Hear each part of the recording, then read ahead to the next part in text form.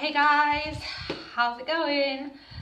My name's Vicky. So yeah, I thought I would come on here today. Before I get into my content, I have to show you guys something really cute. So my son's school photo came back today.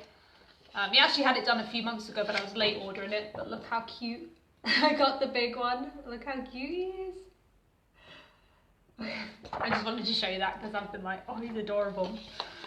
Anyway, I just really wanted to show you that. So I'm going to get a frame for that and get that put up on the wall. So I want to give you guys today 10 subtle warning signs that you're either living with or dealing with a toxic person, okay?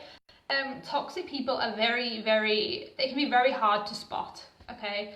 They can be very clever. Sorry. They can be very,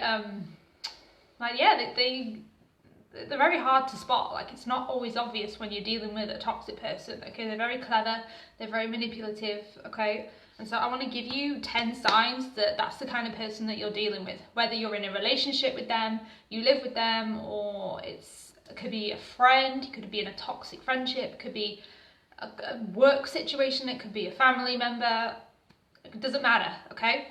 So before I start, I got these from the website highexistence.com. Okay, just want to give credit.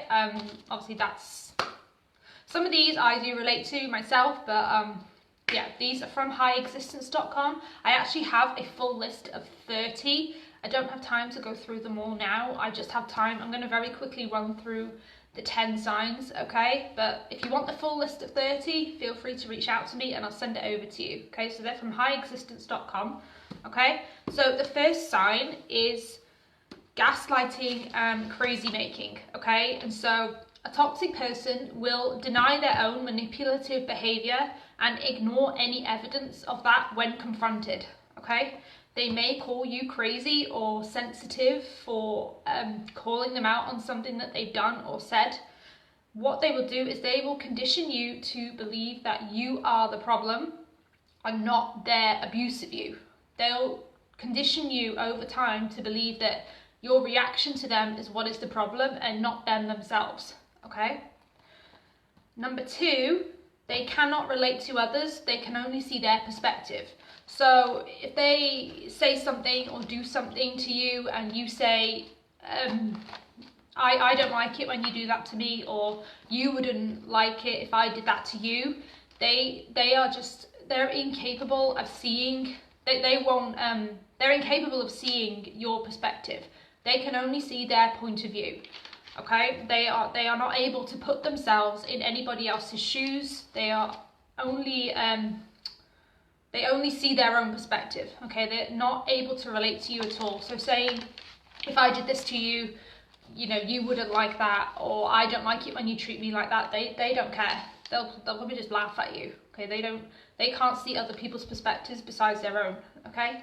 Number 3 is they are hypocrites, okay? They are like the ultimate hypocrites, all right? They have a very do as I say, not as I do mentality, okay? They may have unrealistic and high expectations of you, okay? And so they may expect you to like just constantly be there for them 24/7. They may constantly just demand of you, but you will never see any of that given back to you, okay? So they will constantly expect of you and have really high expectations of you, but you will never see any of that reciprocated from them because it's all about them, okay? Number 4 is they make excuses and lie pathologically to the point where they will actually believe the lies that they're telling you, okay? They blame others. It is never their fault. They spend more time rationalizing their behavior and making excuses than improving it, okay? And just so you know, if you like these types of people, they don't ever change. So like if you're dealing with somebody like this and you're waiting for them to change, or you're hoping one day they'll change, they don't, okay? Because in order to change something, they would first need to acknowledge that they need to change. And toxic people, like narcissist types of people like that, they don't see anything wrong with themselves, okay? They're basically perfect, okay? So they spend more time rationalizing their behavior than improving it, okay? They will never say sorry. If they hurt you, it's like they'll never say sorry. The only time they may say sorry is to manipulate you into giving them another chance, okay? But it will never be genuine, and there will never be any real sign of change, okay? Number 5 is they focus on your mistakes and ignore their own. So if you, they do something and then you do something, you won't hear the end of it. Even if you call them out on the time where they did the exact same thing. Let's say you're in a relationship and you agreed to meet up and you're like 5 minutes late. Right, well, they won't remember the fact that one time they were 2 hours late, okay? They will just constantly pick out where you went wrong and ignore where they went wrong, okay? Well, that's just an example. Like any other mistake, if you've done the same, like, I don't know, let's just say you're in a relationship and I don't know, just any kind of mistake, like maybe one day you were late, that they were late, they'll ignore the fact that they were late and they'll just focus on the fact that you were late. It'll be your mistake that gets talked about, okay? Number 6 is they need constant attention and validation, okay? They drain the energy from you, okay? They consume your whole life and they demand adoration. These people don't see their own worth, and so what they do is because they can't see their own worth, they constantly need validation and attention from other people, otherwise they don't feel like they're worthy, okay? Because they haven't learned to love themselves, they haven't learned self-acceptance, self-worth, so what they do is they can't find it themselves, so the next best thing is to try to go and get it from other people, okay? And obviously they don't love themselves, they can't love other people, so their connections and relationships are often very unhealthy, okay?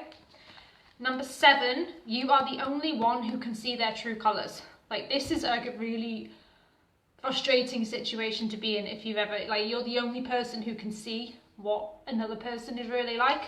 No matter what, no matter how badly they treat you, they always seem to have a fan club cheering for them. There always seems to be people that are always defending them and sticking up for them. And basically the toxic person may use these people for money, attention and resources, but these people won't notice that that's what's happening to them, because the person will strategically distract them with shallow praise. Okay, so they may use them, but they'll keep them happy with, you know, compliments, and they'll only show them their nice side, okay? Although it'll be fake, but that's all these people will be able to see, okay? They can maintain superficial friendships far longer than relationships, okay? And they have a hard time letting people get close to them because of that, because they can't, because they don't love themselves, and they need that constant, like, adoration and attention from other people. They don't have good relationships, so that's why they can keep hold of superficial friendships much longer than meaningful relationships. Number 8, they slowly and steadily erode your boundaries. This is really, really toxic, when someone just runs all over your boundaries. I mean, I know no matter how many times you try to set boundaries, they just run all over them. They don't care. Boundaries are not boundaries don't mean anything to toxic people, okay? They criticize you with a condescending, joking sort of attitude. So if you give them good news, instead of being happy for you, they may just laugh at you. They may, you know, be like, oh, you're doing that, are you? Oh, right, okay. They'll just be really condescending, and they smirk when you try to express yourself. Teasing becomes the primary form of communication. So, like, and you try to call them out on it, again, you'll be accused of being too sensitive. They might accuse you of just being crazy. They may just, you know, your abilities will be belittled, and, you know, it's your basically the point is to make you feel like you're not good enough, okay? They don't like it if they see another person rising above them because they're insecure, okay? That is another, that they take that when someone tries to rise above them, or it looks like someone is, they take that as a hit, okay? The more it's like the more secure you are around them, the more insecure they become, and they don't like that. Okay, so condescending to you and belittling you is their way of trying to make themselves feel better about the fact that they're still insecure. Okay, they call you sensitive and crazy. You may feel resentful and upset, but over time you learn to push away those feelings in favor of keeping the peace.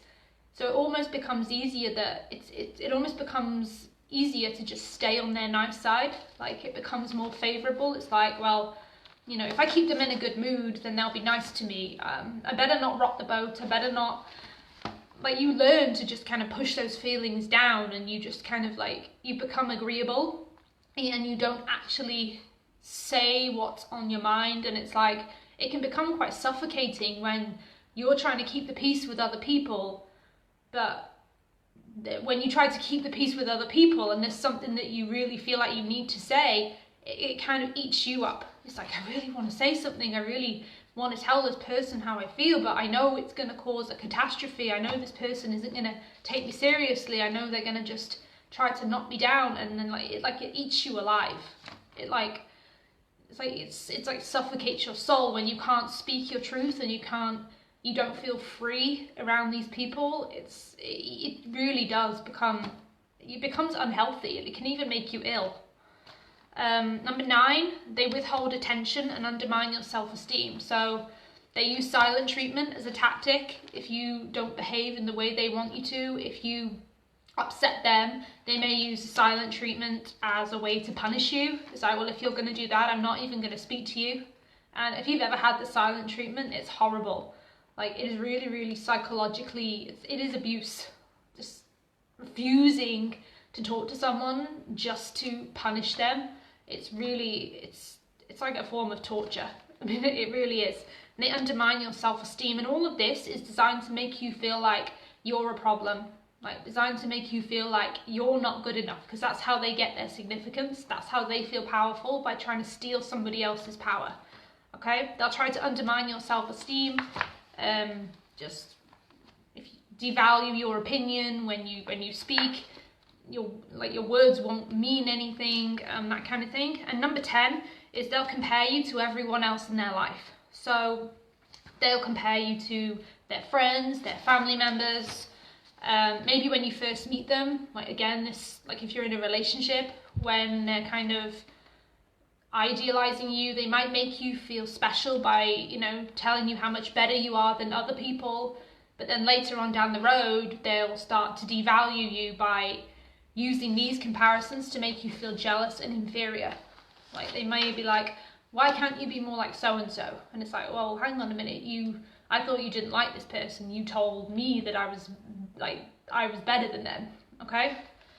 And so it's kind of like, you know, all these things are designed to just screw with your head and constantly make you doubt yourself. Constantly make you feel like you're the problem.